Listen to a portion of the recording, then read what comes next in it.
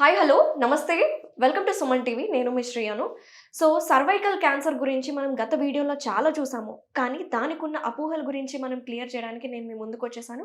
So అసలు cervical cancer ఉన్న వాళ్ళు ఎలాంటి జాగ్రత్తలు తీసుకోవాలి, అలాగే హెచ్పివి వ్యాక్సిన్ ఇంపార్టెన్స్ ఏంటి, కామన్గా ఉమెన్స్కి వచ్చే క్యాన్సర్స్ గురించి కూడా డిస్కస్ చేయడానికి ప్రెసెంట్ మనతో పాటు ఉన్నారు ప్రముఖ senior gynae oncologist doctor Sai Lakshmi Diana గారు ఉన్నారు ఫ్రమ్ అపోలో హాస్పిటల్స్ నుంచి. మేడంతో మాట్లాడి కంప్లీట్ డీటెయిల్స్ తెలుసుకుందాం. నమస్తే మేడం. నమస్తే.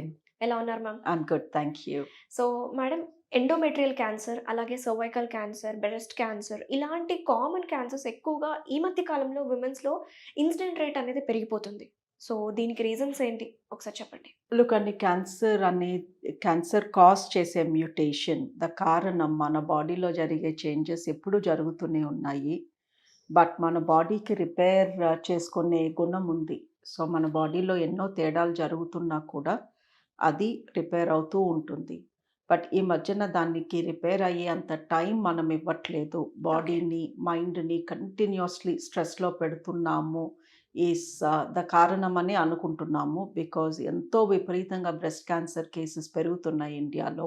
అవును. గర్భసంచి క్యాన్సర్లు కూడా విపరీతంగా పెరుగుతున్నాయి. ఒకప్పుడు 50, 55, 60 దాటిన వాళ్ళల్లో చూసే క్యాన్సర్స్ ఇప్పుడు 30-40 మధ్యలో చూస్తున్నాము. యెస్. ఫుడ్ మారింది, స్లీపింగ్ ప్యాటర్న్ మారింది, ఎక్సర్సైజ్ లెవెల్స్ మారినియి, ఇంట్లో చేసే పనులు ఎక్సెట్రా అవి మారినయి. దాంతో పాటు ఒక మనిషి విపరీతమైన స్ట్రెస్ తీసుకుంటున్నాడు. ఆర్ విమెన్, చిల్డ్రన్ మొత్తం ఎవరికి వాళ్ళు ఎప్పుడు స్ట్రెస్‌లోనే ఉంటున్నారు. రైట్. అండ్ దీని మూలంగా మన బాడీలో జరిగే చిన్న చిన్న తేడాలు మన బాడీ వాటిని తీసేయలేకపోతుంది. ఆ తేడాన్ని మనం రెస్ట్ తీసుకునే టైంలో ఈ సెల్స్‌లో జరిగే మ్యుటేషన్స్‌ని బాడీ తీసేస్తుంది. అవును. డెడ్ సెల్స్ కింద మారుస్తుంది. ఆ డెడ్ సెల్స్ మన బాడీలోంచి వెళ్ళిపోతాయి. మళ్ళీ మనం రిఫ్రెష్ అవుతాము. ఆ బాడీకి అంత రెస్ట్ ఇవ్వట్లేదు మనుషులు ఈ మధ్యన. హ్మ్. దాంతో పాటు polluted food, polluted air, everything is polluted, అంతా కల్తీ.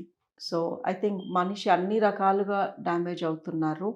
ఈ కరెంట్ జనరేషన్ అన్‌ఫార్చునేట్‌లీ క్యాన్సర్స్ బారిన పడకుండా తప్పేలాగా లేదు. సో ఫ్యామిలీ హిస్టరీ పరంగా చూసుకుంటే వాళ్ళకి ఇన్సిడెంట్ రేట్ అనేది డెఫినిట్‌గా ఉంటుంది. సో ముందు జాగ్రత్త పడాలంటే వాట్ కైండ్ ఆఫ్ ఇన్వెస్టిగేషన్స్ వాళ్ళ ఫ్యామిలీలో ప్రతి ఒక్కళ్ళు చేయించుకుంటే ముందుగానే తెలుసుకోవచ్చు కదా మేడం. అంటే ఇనీషియల్ స్టేజెస్‌లోనే మనం గుర్తించొచ్చు కదా! లుక్ అండి, screening is different.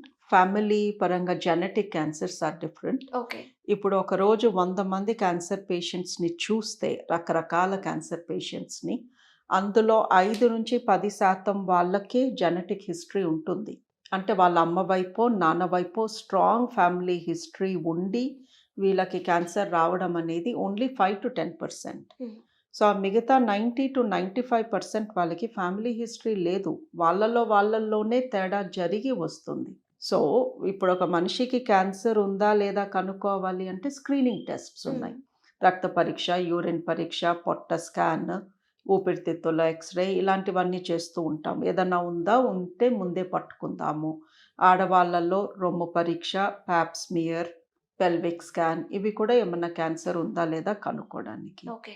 That is different. అది ఎవరికైనా చేయొచ్చు. వాళ్ళ వయసుని బట్టి స్క్రీనింగ్ టెస్ట్స్ ఉన్నాయి. హుహు. ఓకే. ఈ ప్యాకేజెస్ అన్నిట్లోనూ రకరకాల స్క్రీనింగ్ టెస్ట్స్ ఉన్నాయి. అవును. లేదు మా అమ్మ వైపు ఇద్దరు ముగ్గురికుంది, లేదా మా నాన్నకుంది, ఆర్ మా నాన్న వైపు ఇద్దరు ముగ్గురికి క్యాన్సర్స్ ఉన్నాయి. నాకిప్పుడు ఏమీ లేదు, నేను బాగున్నాను, బట్ నాకొస్తుందా అని కనుక్కోవాలంటే జెనెటిక్ టెస్ట్స్ ఉన్నాయి. ఓకే. వీటిని బ్లడ్ టెస్ట్స్ అంటాము. హ్మ్. ఆ బ్లడ్ టెస్ట్‌లో వీళ్ళ ఫ్యామిలీ మెంబర్స్ నుంచి వీళ్ళకి ఏదన్నా క్యాన్సర్ వచ్చే జీన్ వీళ్ళలోకి వచ్చిందా? హ్మ్. అలా కనుక్కునే టెస్ట్ కూడా ఉంది. సో ఈ మధ్యన ఫ్యామిలీ హిస్టరీ తెలుస్తుంది. క్యాన్సర్ పేషెంట్స్ ఎంతోమంది బతుకుతున్నారు. అవును.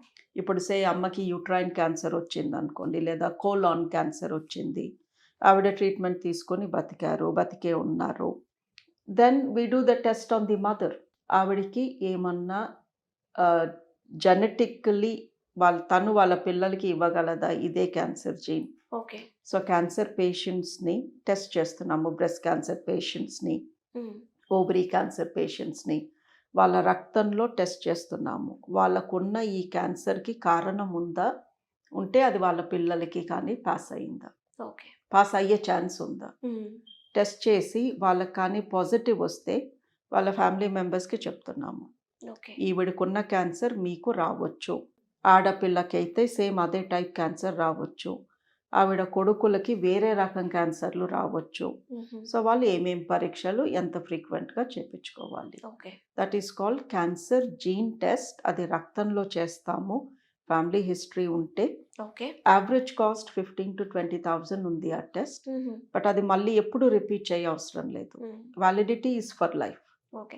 ఇంకోటి మేడం, సర్వైకల్ క్యాన్సర్ గురించి లాస్ట్ టైం మనం చాలా వీడియోస్ చేసినాము. వి ఫోకస్డ్ ఆన్ హెచ్‌పివి వ్యాక్సినేషన్ గురించి మాట్లాడుకున్నాము. ఇది 12 ఇయర్స్ పిల్లల నుంచి ఇవ్వాలి అని. సో, కొంతమంది ఈ మధ్య కాలంలో అవేర్‌నెస్ పెరిగి ఒక 27, 30 ఇయర్స్, 35 ఇయర్స్ అప్పుడు వ్యాక్సినేషన్ తీసుకున్నా సరే ఉపయోగం అనేది ఉంటుందా? లేదా ఉండదా? లుక్ అండి, ఈ క్యాన్సర్ ఉపయోగపడాలి అంటే ఆ మనిషిలో ఇంతకు ముందు వ్యాక్సిన్‌కి ముందు హెచ్‌పివి ఉండి ఉండకూడదు. హెచ్‌పివి సెక్స్ ద్వారా మనిషిలోకి వెళ్తుంది. సో వ్యాక్సిన్ ఉపయోగపడాలి అంటే ఆ మనిషి సెక్స్ చేసి ఉండకూడదు. ఓకే. సో సెక్స్ చేసినంత మాత్రాన వ్యాక్సిన్ ఇక పనిచేయకుండా ఉంటుందా అంటే అది కూడా చెప్పలేము. బికాజ్ ఆ సెక్స్ జరిగిన టైంలో ఎన్ని రకాల హెచ్‌పివిస్ వీళ్ళ బాడీలోకి వెళ్ళినాయో ఎవరికీ తెలీదు. అది కనుక్కోవడానికి ఒక పరీక్ష లేదు. ఓకే. సో బేసికల్లీ ఇది ఎవరికి ఉపయోగపడుతుంది అంటే అసలు సెక్స్ అనే దానికి ఎక్స్పోజ్ కానీ వయసులో ఉన్న వాళ్ళకి డెఫినెట్లీ ఉపయోగపడుతుంది. అది 20 ఇయర్ ఓల్డ్ అవ్వచ్చు, 12 ఇయర్ ఓల్డ్ అవ్వచ్చు, 35 ఇయర్ ఓల్డ్ అవ్వచ్చు. ఓకే. సో ఇప్పుడు సెక్స్ చేసినంత మాత్రాన వ్యాక్సిన్ పని చేయదు అనేమీ లేదు. బట్ చేస్తుంది అన్న గ్యారంటీ కూడా లేదు. So okay. Already sexually active పీపుల్‌లో చెప్తాము, మీరు వ్యాక్సిన్ తీసుకోవచ్చు, ఖచ్చితంగా తీసుకోండి తీసుకోవాలనుకుంటే. బట్ వ్యాక్సిన్ పైన భరోసా వేసి పాప్ స్మియర్ లాంటివి చేపించుకోకుండా ఉండొద్దు అని. హూఎవర్ టుక్ ద వ్యాక్సిన్ ఎవరైనా తీసుకున్నా సరే మళ్ళీ పాప్ స్మియర్ అనేది ఇంపార్టెంట్ అంటారు. యూజువల్లీ వ్యాక్సిన్ పిల్లలకి ఇస్తున్నామండి. వాళ్ళకి పాప్ స్మియర్ అవసరం పడేసరికి టైం పడుతుంది. సో ఈ పిల్లలు పెద్దలయ్యాక కూడా పాప్ స్మియర్ చేపించుకోవాలి. బట్ బేసికలీ సెక్షువల్లీ యాక్టివ్ ఉన్న పీపుల్ ఆర్ ఒకప్పుడు సెక్స్ చేసిన వాళ్ళకి వ్యాక్సిన్ అడిగితే ఇస్తున్నాము.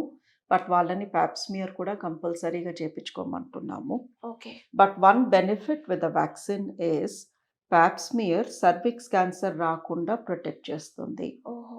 బట్ ఈ హెచ్‌పివి వ్యాక్సిన్ నోటి క్యాన్సర్స్, గొంతు క్యాన్సర్స్, ఏనల్ సెక్స్ చేసే వాళ్ళలో ఏనల్ క్యాన్సర్స్ రాకుండా కాపాడుతుంది.